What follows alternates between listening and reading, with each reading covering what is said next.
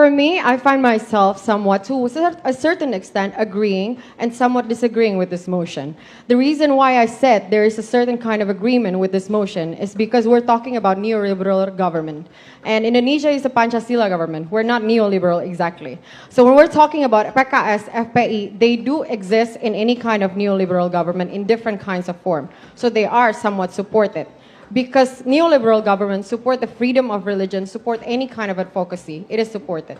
But if we want to take it into Indonesian context, whether PKS and FPI can exist or not, they actually have exist. Therefore, it is allowed by the country. It is allowed by the country.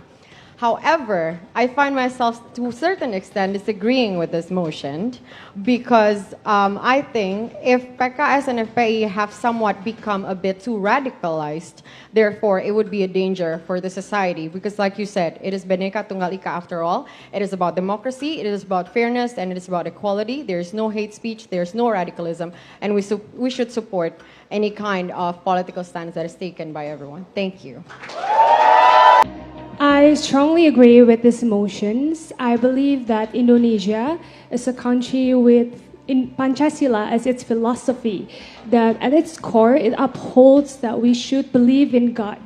And I believe in all religious teachings, they always teach us about moral values that we must uphold in our everyday life, like the golden rule, like we treat others like do you want to be treated. And therefore, I believe that I strongly agree with these motions that we should teach moral values through religious contexts, especially in the country like Indonesia. Thank you so much. With this motion. Okay, thank you.